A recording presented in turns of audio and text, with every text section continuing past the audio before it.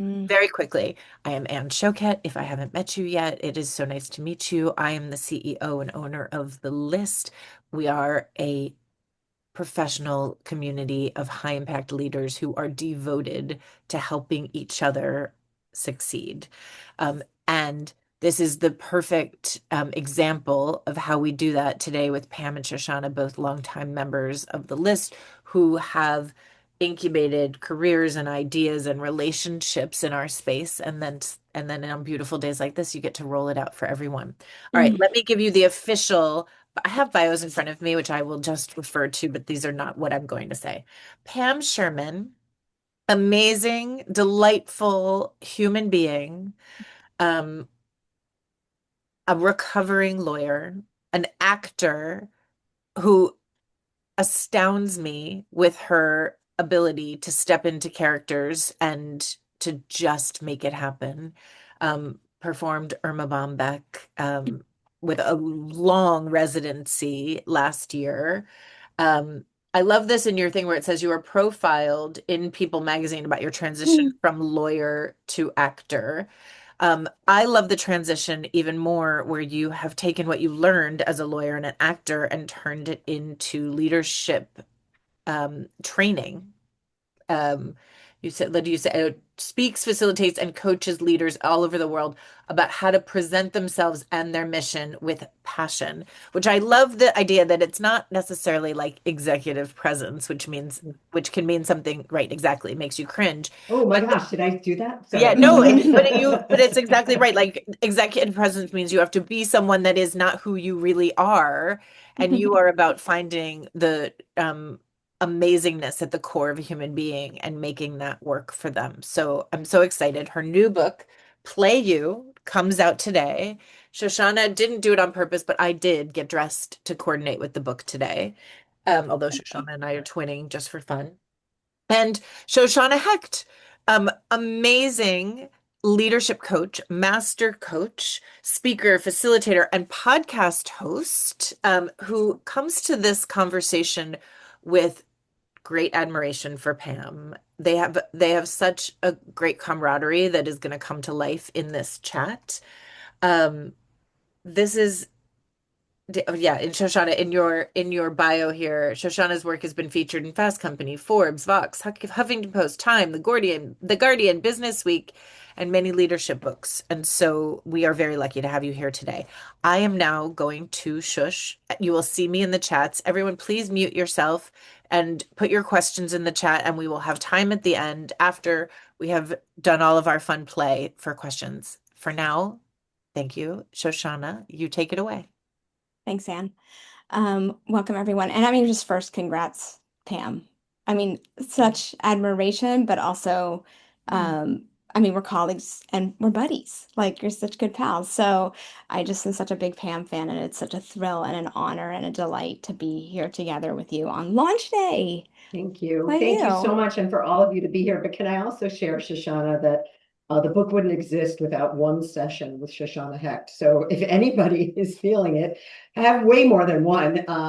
But her her offer to unblock, I think it was literally an offer. Are you blocked? Is something stopping you? Is there an obstacle? And by the way, there's a whole chapter about that in the book. But I should have just said Shoshana Hecht is a solution because she That's unblocked nice. me and moved me forward in ways that I needed. So thank you for being here today so that we can have this. We don't want it to be a conversation. We want it to Yeah. be something where we're giving you a gift, all of you. And thank you all for being here. You're a gift to me. Well, yeah. Thanks everyone for being here. And I mean, Um, that's really nice. Thank you. And also, like, the gift of unblocking you and brought us this, which is such a useful and wonderful tool. We're going to talk about it today. So, Pam, I mean, everyone, we have a ton of ground to cover, and we're going to get into some fun, playful activities to help you get unblocked. So, but let's start with you, Pam. Like your story, why, how Play You came to be, and what how you brought it into the world. Well, it's funny. Thank you, Anne, for mentioning, my claim to fame was having been in People magazine for having ditched my day job as a lawyer to pursue my dream of becoming an actor. And it actually is really where I started my business because I got a call and it was from the head of training at the antitrust division of the Department of Justice. And I recall her saying, "Can you help make my lawyers more interesting?" And I was like, no, I don't think so. And I mean, they're super interesting now, aren't they? But back then, I didn't think it was Mm. possible. And antitrust lawyers are like are of a certain kind. And then I was working with my mentor, the head. We were writing a one-woman show, a comedy about the death of my best friend, called Pumping Josie: Life and Death in Suburbia. No, really, it's funny. And she said to Mhm. me, well, why can't you help them use the skills that actors use? And it like immediately took me into the story of my ill-fitting suit. When I started as a lawyer, I felt I was wearing a metaphorical ill-fitting and actual ill-fitting suit back then. And I just, something about it didn't feel like it was me. I thought it was about going to be like being a lawyer on TV, but it was nothing like that. It was mostly lying on the floor of a law library late at night, crying as I thought I was going to, solve a problem, but I couldn't figure it out in the citation. I was like, this is not solving problems here. I want to talk to the people. Or they'd say, go Mhm. find the fraud in the accountant's work papers. And I'm like, I bet the fraud happened between the people. I didn't fit. And I decided to go back to my first love. And I went back to the Shakespeare Theater and I studied with Ed Gero, a legendary actor. And I all of a sudden realized, wait, these people aren't pretending. They're actually taking people on a journey of believability, whether Mm. that be the audience, whether that be the work they do to develop their characters, core beliefs, or their through line, or their vision for their character, or how they interact with other actors and realize that it's really not about you, it's about the other Mhm. person. And all of that changed how I was showing up back at work. And to the point where I was feeling more confident, I was feeling more creative, and I was feeling more like me. And so when my law firm went out of business and I chose to really take the leap and become an actor, that full circle moment has led me to this book, which is really how can we bridge the believability gap for ourselves internally and externally. And I think we're at a really important time in the world that needs this. But that's essentially the story. Okay, believability, really important, right? Piece of it. But I Yeah. think sometimes it gets mixed up with authenticity, right? Mhm. And so I want to give you a chance, and we've talked about that a bunch, but I want to give you a chance to sort of like tease that out, that difference, because I think there is a difference. There is a difference. Often I will meet someone and, I'll talk to them. They're like, well, I'm very authentic. And I'm like, yes, I'm sure you are, but authentically what? I actually think authenticity requires going a little bit deeper. Authenticity is the first step. It's the Mm, step of self-awareness. Believability creates a magical golden thread between you and your audiences that deepens impact, deepens connection, and it's not enough to just know who you are. You really have to know who you are in relation to those you wish to impact, lead, and serve. And so, in doing this work and really exploring, well, what is it that I really do in my work? It isn't about presentation skills. It isn't about executive presence. It becomes more about how can I believe in myself and get others to believe in me too? And that's where we discovered the gap. And shall I give the definition so we know what we're operating with? Well, it's the gap between who you fundamentally are and how you think you're supposed to show up, which or are expected to show up, which makes you hmm believe in yourself less. And that's what was happening to me as a lawyer. And it's the gap between who you are and how you show up for others, which makes you less believable to them. And so both the internal and you can't solve for one and not solve for the other. And Right. authenticity might just solve for one. Right. And it doesn't solve for the piece of like really being rooted in who you are for you first, Mhm. right? So that you can then be me for me, so that I can be me for you, right? And Yes, hold I this. always say you aren't you in a vacuum. You're Right. you surrounded by those. audiences, I call them, because that's my actor construct. And I know there's amazing actors here in the room. And Hmm. sometimes the metaphor was like, oh, does this fit? But it does. It really does, because the greatest actors, I feel like they're talking to me. I'm sure you feel that way when you're sitting in a dark audience. And a lot of this comes from the two quotes that just moved me. One was Edward R. Murrow. To be believable, we must be credible, and to be credible, we must be truthful. And then the second quote, Sanford Meisner, I studied at the Neighborhood Playhouse, was acting is the ability to live truthfully in given imaginary circumstances. And I think that's what we're all living in right now. The given Yeah. circumstances that we're in, how can we be more truthful and believable? And our most human self, right? Which I think Mhm. is like so, e ever important, but feels all the more important now with all the like artificial intelligence tools that we're using and trying to understand and how it shapes us. And so it becomes like so I think our humanity in that way it becomes our superpower, right? Does, Which does, which doesn't is scare me. In fact, I actually think those who will solve for this believability gap are the ones who will be the most successful, most excited about the new world to come, and the most able to traverse it. yeah. All right, Pam, I've got my bracelet on. It's my Edge bracelet. And that's Edge, that's Pam's framework. So we're going to jump into that, which is really like how we help, how the book, how Pam's work, and how we're going to help you today, like really take that first step into really bridging that believability gap for ourselves. So So get shall us we say started. what Edge is? It's Yeah. so the book is written like a four-act play, which is Mm-hmm. very important to us. So exploring connections to yourself, that's the first part. So understanding who you are, finding clues in the script, and understanding how your behavior can actually make a difference for bringing that forth to the world. The dream part is understanding vision and then the through line of your past. The grow part is moving beyond your Pinky Bear. derailers. And hi, Pinky Bear. That's so cute. And then also the excite part is how do you ignite your audience ultimately. So that is the Edge model. But the first one is the Edge connection. And we thought, well, I want you to introduce it, that we do one of the exercises from the book. Mm-hmm. And those of you who have known me and who might have worked with me before have seen this. I've done this exercise. It's very elemental, but I've done it around the world with, I can say, thousands of people, Mm-hmm. which I'm proud of.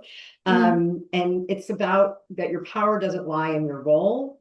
Right. It doesn't lie in hierarchy. That is not the construct that we're working with here. It lies in who you are at the core. And it's a very simple exercise that the dirty little secret is I do this with people and ask them to just, what's the first word that comes into your head?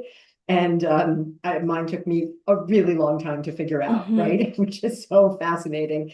But the exercise is, Well, who we are you at teach the what we core? need. We teach Right, what we we teach what need. we need, We and teach what we need. we can each share the story of our words before we go Mm-hmm. into this. Yeah, let's do. But It's the you want to power do word that first? exercise. It's Yeah. the power word exercise. So Yeah. only two rules. It can't be situational, late, tired, hungry, in case that's for any of you, or cold, as I am here today in upstate New York. And you have to have a sense of self-awareness. Would your friends and most trusted loved ones agree with you? Because Mm. there's always somebody in the room who says, I'm inspiring. And then there's people in the behind him usually, and they say, oh, that's not the word I would use. So, um, Perfect. so what's your word, Shoshana? Have you thought about it? Yeah, of course. I mean, I have done my homework, but I mean, freedom is my word. And Mm. it's so multi-layered for me.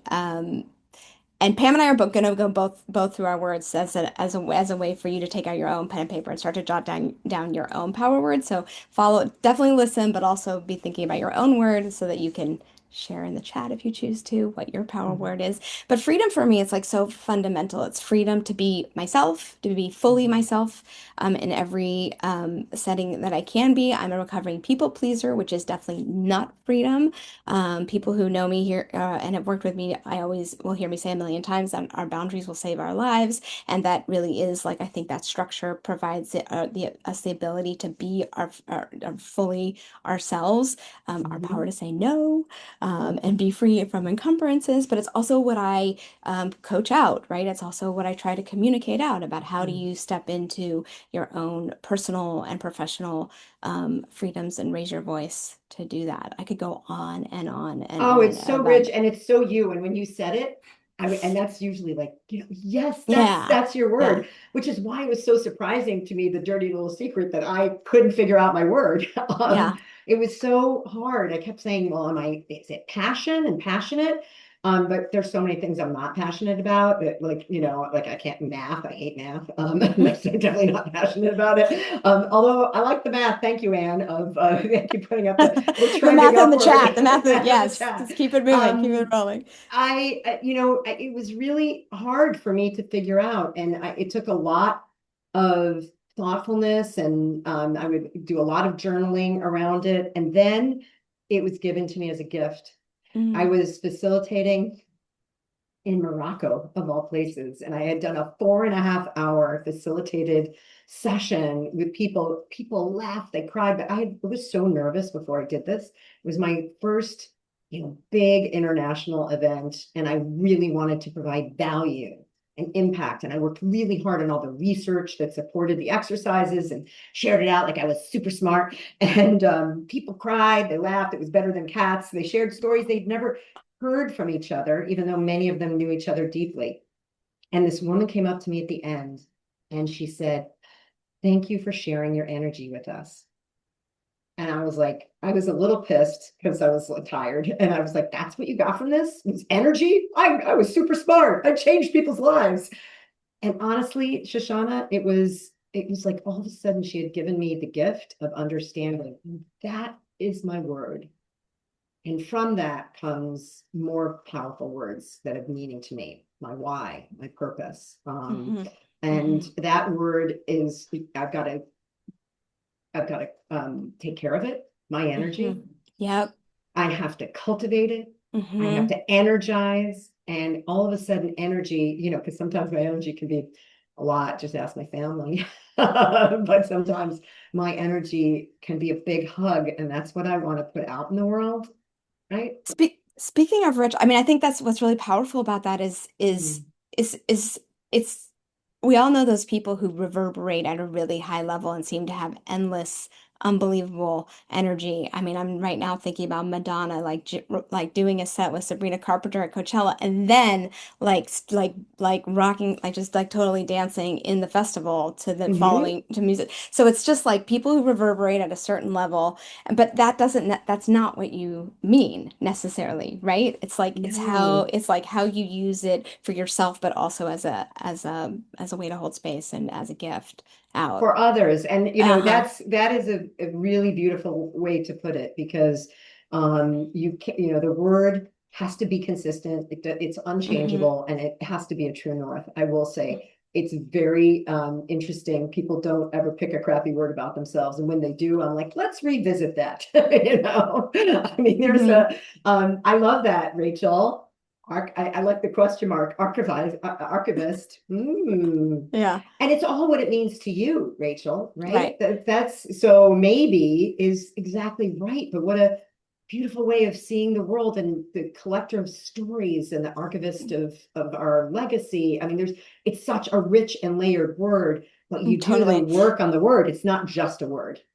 Right. And holding that for other people. And actually, I mean, in a lot of, I mean, I think Rachel was putting that in to be funny, but I also Mhm. think it's honestly quite it could be quite true because it is Yeah. her, she does have a way of holding it up as a mirror for helping people to remember who they are and what they Yeah. have, what they bring. So I think it is actually quite powerful. And yeah, Lisa, it's like energy is a force for good, I think is what you mean. So anyone can share their power word if something's coming to you. We would love to hear Oh, them. please put it in the chat. Yeah, I light mean, up the it's chat so with that. interesting. So another Mhm, story about this power word is I've mhm, done this all over the world. And the interesting thing, and some when I'm talking about leadership, only two people have ever used the word leader, which I thought was fascinating. mhm. One was a 21-year-old intern because he said, "My mother says I'm a leader, therefore I am," and I thought that was great. And I was like, "Yes, you are." And the other was a leadership developer in a company where leadership development was being offered to leaders at every level and at the highest level. And she said, "How can I lead leaders if I am not at the core a leader?"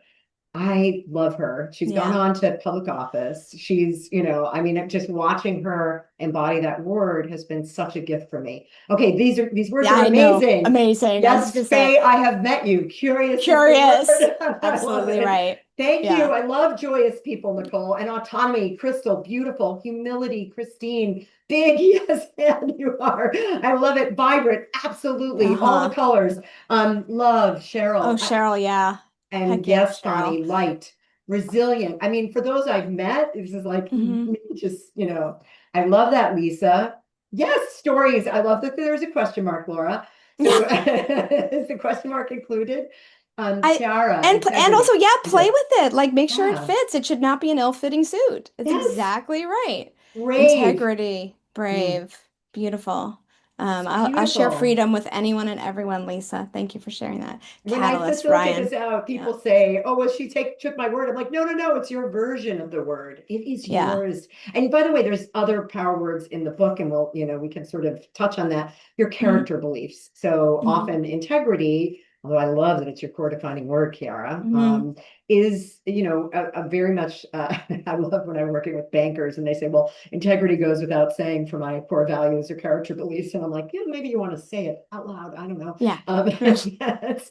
So having a character belief shores this up, and all these words, I like to say, it comes together in a Mad Hmm. Libs version of a mission statement that can guide your behavior in the Yeah. world so that you Totally. can create that interplay of believability. It's the foundational Yeah. work of the book. Beautiful. And we could, I mean, obviously spend a long time, like the rest of the time talking about this, but let's move to the dream part of this, Pam, right? Because Mm, I think like this becomes the root like of helping you to springboard into like bridging, right, the believability gap and using dream visualization to do that. So I think I'm gonna toss to you to just sort of cue us up for the next little exercise on how to well, bridge that gap. dreaming became really important to me. I think it was Hermania Ibarra who always writes these very, provocative headlines in Harvard Business Review, and it was, women exceed men in all leadership capacities except for envisioning. And I was like, wait, what? I'm a dreamer from way back, and dreaming fuels me. And I love Gloria Steinem's, dreaming is actually a form of planning. And I've always looked Hmm. at a strat plan and thought that's just dreams with bullet points because, like, how do you know that's going to actually happen? So, dreaming is such an important part of what actors do too. I mean, we visualize for our prep work, we visualize the world of the play and use our, put ourselves into the imagination. But I actually, I don't know if I shared this with you, Shoshana. I was going to write another book before I was going to write this book, and it was called Embracing the Accidental Life. By the way, I own all the URLs for that. So don't, I'm sure some insurance company is going to try and come and steal them from me. But because I just love the idea of sliding door moments. Just make them buy them, make them But pay. I actually worked with a PhD and asked them to do some research, like, what does dreaming do for you? And it was so Mm. interesting that when people have a vision for their life, their career, their family, their community, and something takes them off that path, and that path would be something, it could be catastrophic, it could just be circumstantial, anything that's happening in the world. Those who have a vision are more likely to get back on it. Right. And so to me, that's the ultimate form of belief. I believe that I will, reach my, goal where I'm going. That was such interesting research for me that I felt like the vision story and being great with the vision story was super important. And I'm very the story that I share. There's only two stories that aren't fictionalized, and one of them is my dear friend Amina Salawi, who's one of the Mm. World Economic Forum's leading disability rights activists. And she did have something catastrophic happen to her, and she changed the world with her vision as she was going through her rehabilitation, and built the first rehabilitation hospital in all of North Africa because she knew that's how she could change the world and stay on the path of her vision, which was always to make an impact in the world. The book is really that the story in the book is really powerful, so I suggest you should buy it to read that in full because it is actually like I gasped out loud reading it. So, Yeah, yeah, she's um, amazing. So I thought, a guided visualization. It's 1 o'clock or whatever time mhm, it is where you are. Because journaling is a huge part of the book. The concept of journaling, yeah, it feeds my soul. There was a list hmm event just a few months ago that was so powerful, led by Carla Zanoni and others. And Anne, so grateful for that. But the hmm idea would be if you have a pen, you can write. If you're driving, just stop and close your eyes somewhere on the side of the road. But I'm going to guide you through a visualization about a tool where I have this quote that I said a long time ago: a dream is a story that just hasn't been written yet, so you get to write it. So it's a short exercise where um, I want you to close your eyes for a moment before you start writing. And I want you to think of something you want to achieve in 6 months from now, some mountain you want to climb, either personally or professionally, some goal that you have that feels far off and you may not have gotten started. And I want you to imagine, this is before you start writing, that you've achieved it. You actually have achieved the thing that you were working towards, and you're looking back on how you achieved it, what behavior got you there, what does it feel like to have achieved it? And how can that be embodied in um, who you are right now? And if you want to open your eyes and write, I want you to write down, start with I achieved X and just keep writing for, we'll time it for literally 60 seconds. It's called auto writing, and it's a chance for you to hmm keep writing. And if you don't know what to write, I always say write blah, blah, blah, blah, blah. hmm Eventually you're going to get bored and you're going to write something else. But hmm what is it? How did you get there? How does it feel? That's it. And you had I your did the eyes ex I did closed. the I had my eyes closed too. Mhm. I did the exercise too. So, So we're going to give them a minute to write. hmm I've got the Normally I timer. play Eurythmics Sweet Dreams during this.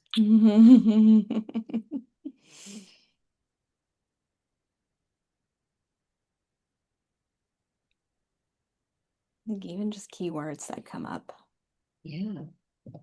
Colors, because Hmm sometimes people write where they are when they achieve it. hmm Right for you. hmm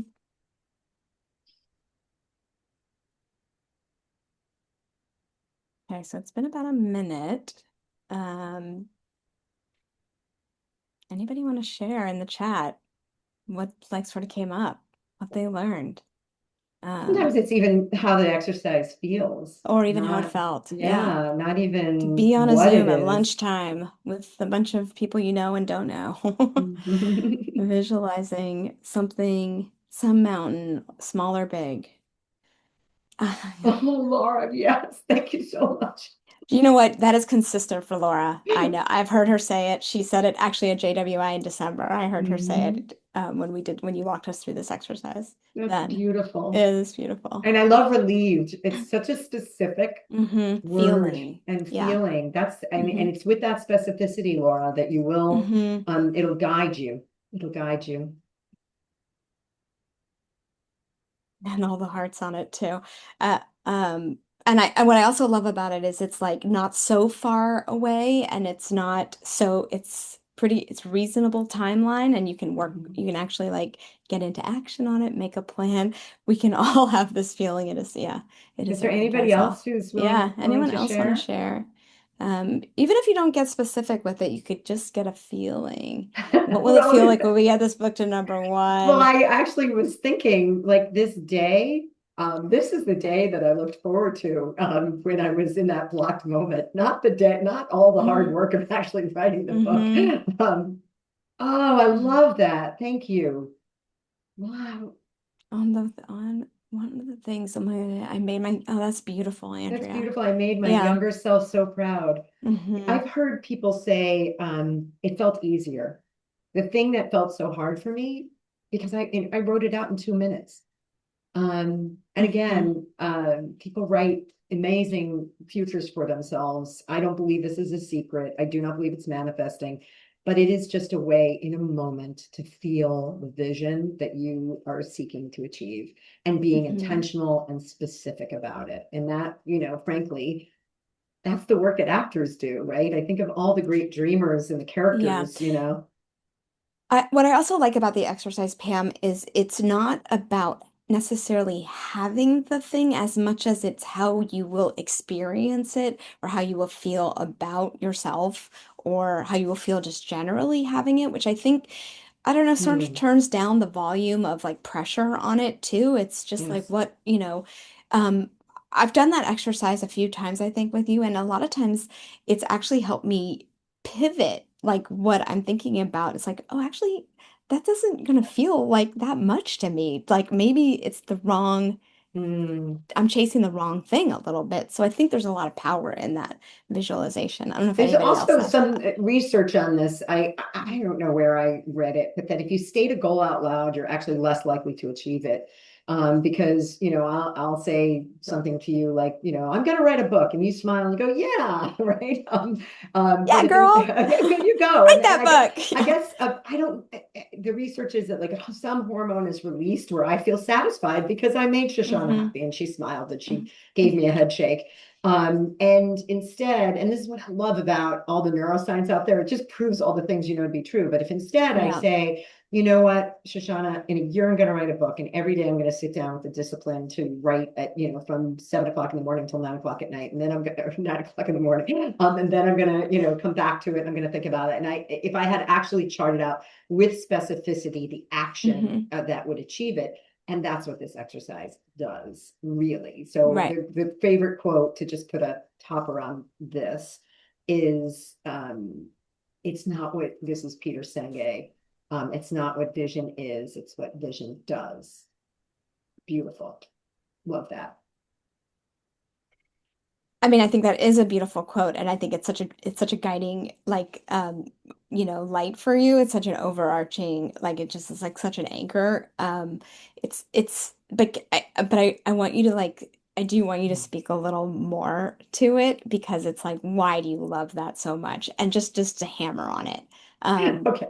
Well, perhaps, I mean, it could be, I was a little girl. I mean, my story in the second grade, I used to play piano with the door wide open on Staten Island, hoping that a wandering talent agent would hear me sing and cast me on Broadway. But I can't sing, so, and I can't dance, but man, could I sell a song. And hmm. so I think dreaming has always been part of my Hmm.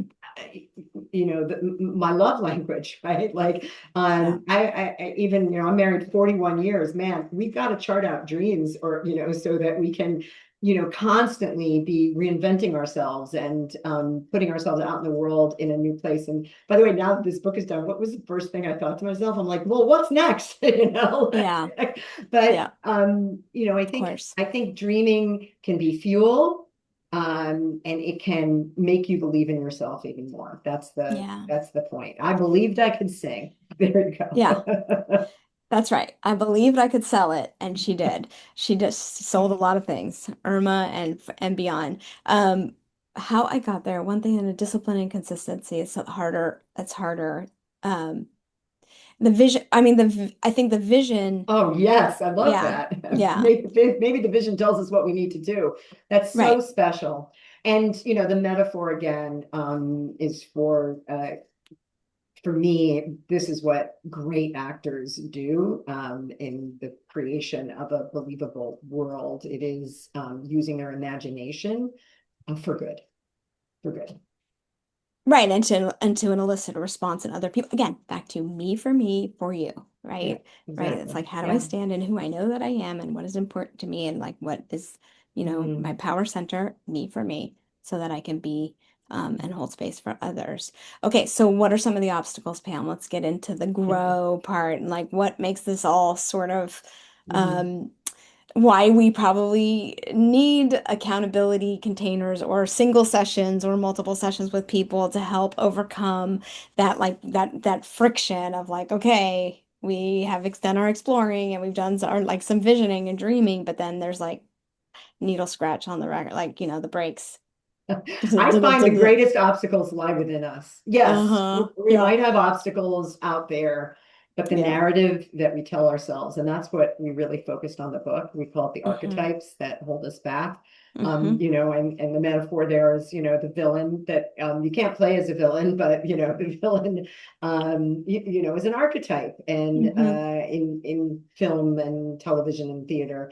And I realized I have these internal obstacles, and my clients do too. And they showed up in a variety of forms. Hello, imposter, my old friend. I'm not a believer in the imposter syndrome. I think I love that. It's a syndrome, and to me, a syndrome holds you back. But there's often an imposter that lies within me. Then my favorite is the understudy, the client who says to me, I just got this new role as a VP, but I can't do it like the last person. And by the way, an understudy is expected to do it like the last person, although I suspect that everyone playing Mary Todd Lincoln, who I played once, by the way, is bringing their own selves to those parts in O'Mary. My biggest, would you like to know my biggest archetype that stops Yep. me? Of course. I'm the problem solver. I am Mm. going to solve every problem for everyone on the team, whether they want me to or not. Yeah, totally. Whether they like it or not. And That's I'm going to right. That's control right. my way through the Yep. problem solving, leaving no boundary left behind. And it often comes back to bite me on the ass. And and then I'm not showing up with the kind of generosity that allows people to be creative and collaborative and fail Yeah. without like, let me solve this for you first.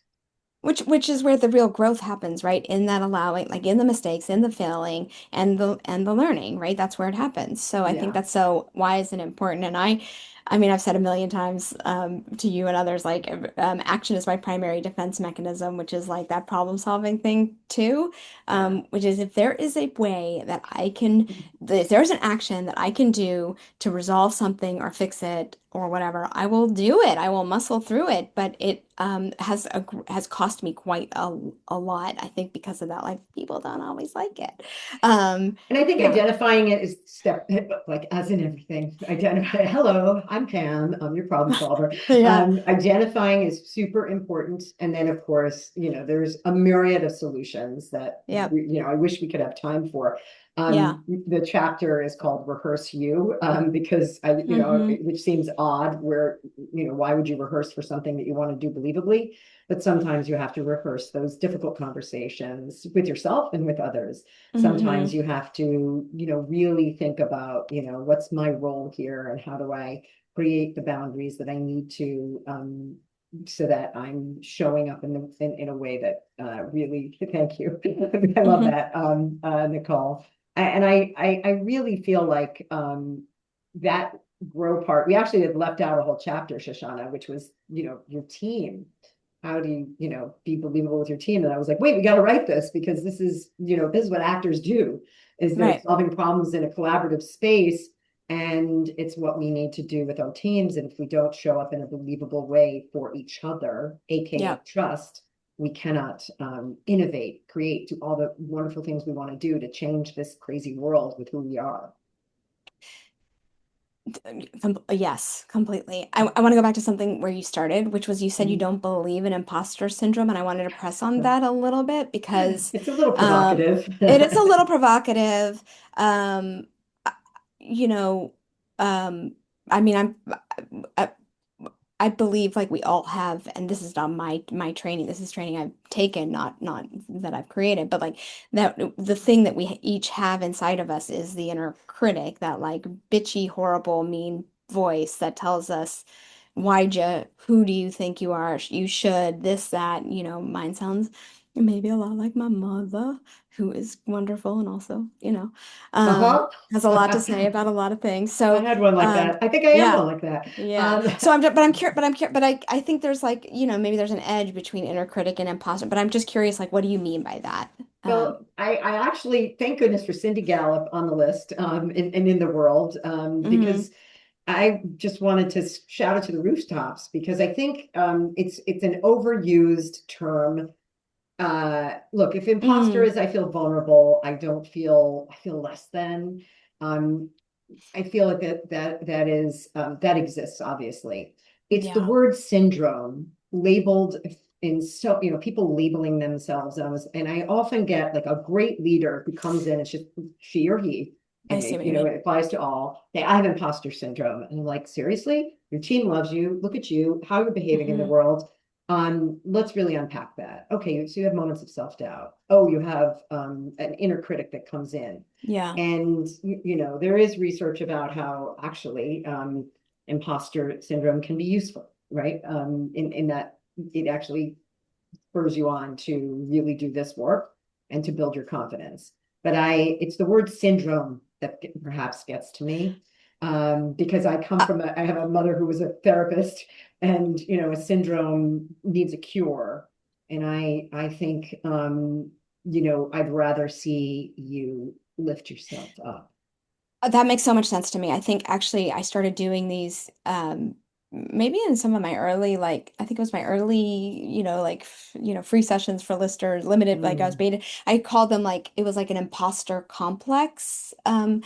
And I think that changing that word really makes a difference because it isn't really a syndrome, it's not a disorder. It's a complex that we've been gifted by the patriarchy.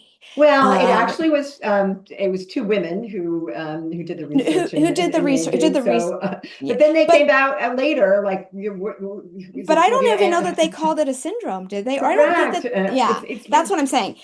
Right. But I think it is this idea that's been plastered on us is what I mean. That yes, the work is that was done was real, but I don't think they even called it a syndrome and didn't have an idea that it was any kind of disorder that needed fixing. It was a way to give us language to step forward into our power, which yeah, Cindy Gallup and actually honestly like being a member, of places like the list where it's like where people would tell us, yeah, you do belong in that room, actually. And If where you share your vulnerabilities yeah, and yeah. feel safe. I mean, look, And so many terms are misused and have to be yeah, recorrected. Like, yeah. growth mindset. We had to like do a whole new thing on growth mindset. Psychological safety. I'm so proud that Amy Edmondson read my book and gave me an endorsement.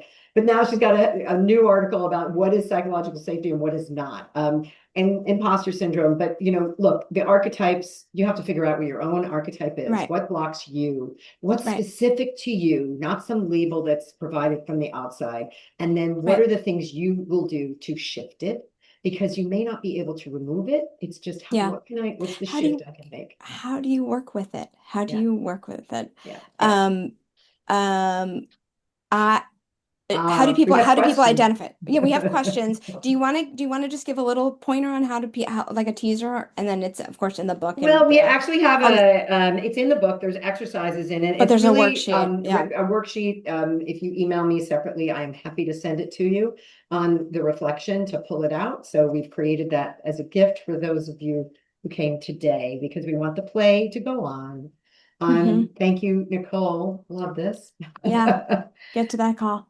Um, Um, Okay, okay, so so there's wait. So okay, so we have a great question from Laura Brownstein. Do you give advice for dealing with people who are being inauthentic or not being themselves? Which I do love that question. yes, but it's not, I never give advice. That's I think it's really important to share the stories, have them do the work. And because it's actually that is at the crux of my work, Hmm. Laura. Like often I'm called in where somebody is either diminishing themselves or expanding themselves unnecessarily. And that's the work that I do. And it's, it's deep work for understanding how can we really commit to who we are, so that we can show up. My favorite one for that, Laura, is I'm often called in, can you smooth out her edges? And I'm like, That's the best. Yeah. I would like to shine them up so that everyone would be Yeah. reflected in the glow of all you have to Yeah. offer. Let's try Yeah. that instead. Yeah.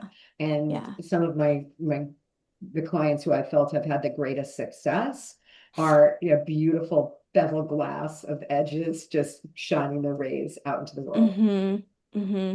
Polishing, polishing, polishing, not Yeah. fixing, No, right? that's why we Yeah. wanted the book to like have, this is my dog eared copy. And Shoshana, I'm making this my yearbook. Karen Eber, who used to be on the list, said every interviewer gets to write in your book. So for my Oh, year of Play You. But this is why there's rays shining out from I love here. that. It came from my voice teacher, the great Sue Denny, who starred in the original Guys and Dolls on Broadway, Sarah, who said our job is to shine our rays on our audience so that they can Mm, all bask in the glow of all that we have to offer. And that's what I hope for. I would love to hear the questions. Feel free to, yeah. come off the mic. Is that okay? Yeah, it's okay with me. I mean, and if people don't have questions, we can continue to talk, of course, about what, Thanks, thanks for Laura. coming, what people can do like differently immediately. I mean, it's sort of like there's been a lot of little, oh, hi, Tammy, a lot of little tools, in the exercises, but I think how to pull it together. Hmm. And maybe just raise your hand if you want to come off mic rather so we don't have a lot of crosstalk. Um, oh, and Choquette, go for You know me, I'm always going to have a question. it. One of the things as I was thinking about this book was the research that we did on loneliness. And so many of the women who reported being lonely, 80% of women say they are lonely because of their jobs. But so many of those women said that in addition to being lonely, they felt like they couldn't show up to work as their authentic selves, that they needed to wear an armor, keep their Mhm. personal life private. And it was particularly for women of color who said this was a thing. And I Hmm. think about like it's one thing to know who you are and to know what drives you, but another thing to feel like you can step into any room and be that person. And so as you're thinking about your audience and how this book like really is teaching you how to be yourself, like what do you do in those situations where it feels like what is your counsel or your or that muscle that we need to strengthen when it feels like it's not okay to be. Yeah, and by the way, that research, there was PwC research about that as well that we included in the book, because I think that's the why for right. That is at the absolute why we wrote the book and why I wanted it out there in the world. Because when you can be at the essence of you, at the core of Mm, you, that's going to be the foundational work that will help you overcome that feeling of I don't belong or I don't feel safe here. There's no question. I had a client who was invited to go on a leadership retreat. And she's like, I am going to be with the CEO. I don't belong there. She, and she was, she was from Ghana. And in the work that we talked about, she had this love of her family and the wisdom of women sitting around sharing. And I said, I want you to literally imagine that you're with your aunts and you're, sharing and solving problems. And maybe by bringing that, like thinking about that before you go leave your room and having that visualization will help you show up in a way that feels like you in this circumstance that feels so difficult and the divide that you can't reach. And I mean, the email that I got later was that was the best exercise that got me through. I know there's a lot of controversy out there of do I have to bring my whole self to work? Um, I get this a lot from men in mm, my sessions, are you here to make us cry? And I'm like, well, I hope so. It's not about that. It's not about, I don't have to share yeah, everything. I don't have to share everything to still be myself, Anne.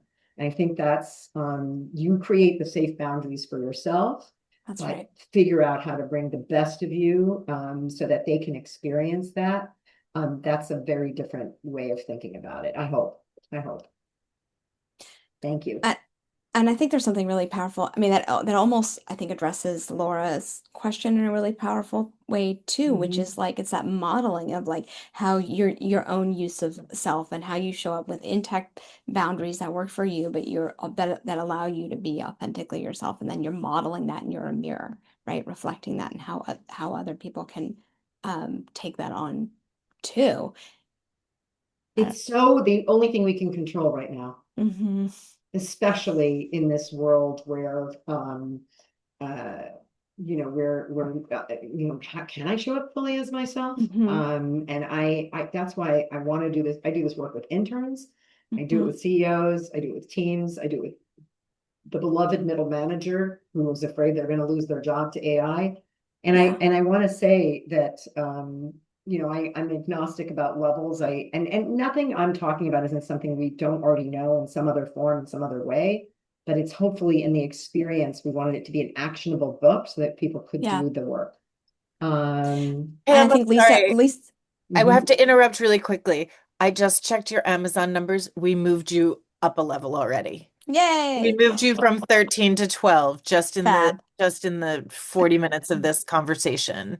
Um, Unbelievable. You guys yeah, go. Yeah. yeah. So Quick, qu I bumped the link again.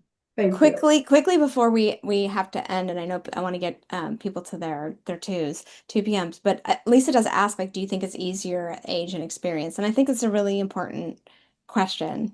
Well, and but personally, I said to Shoshana before we came on, I'm 63 and Yeah. I feel like I'm a 63-year-old ingenue. I'm so happy to play that part right now because I didn't think I could do this. But yes, Lisa, I do believe I'm actually profiled in a book. I've been in more books than I've written, but Chip Conley, who wrote Wisdom at Work, the Making of a Modern Elder, is a book I'm really proud to have been in with the story of my career. I do believe it makes you a bit easier, but that's why I want to work with people. I've worked with teenage girls because wouldn't it be amazing for, I have a daughter who's 27. Yeah. I want her to develop this muscle now so Yeah. that when she's a CEO, she comes fully into her power, having done the work Hmm. before. So thank you, Hmm. Lisa. It's a great question. Yeah. And it's not about, it's about using, yourself with discernment too. It's like use of self with discernment. It's not about, um, trying to control or manage every single room. It's about using yourself in that way, right? Yes, Yeah, absolutely. Thank you for yeah. that. I love that word, discernment. It's a very Hmm. grown-up word. Hmm. You too at 63 as an ingenue can use that word. All right. Any last thought before we send everyone on their way? Your last name's spelled Kagan. Okay.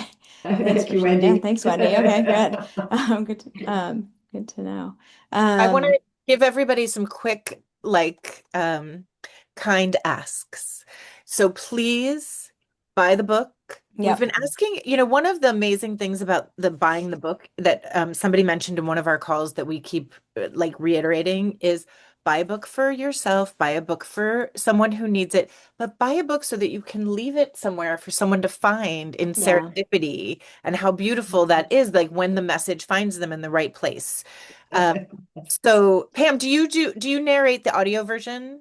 I had to audition for the part, Anne. It's a Oh long my God. story, but I thought that was hilarious, and I love that I got to do it. It was even just that was a great learning experience. Hearing your words back as I was reading it, I was like, "Wait, I really like this." That's awesome. I love That's that so awesome. much.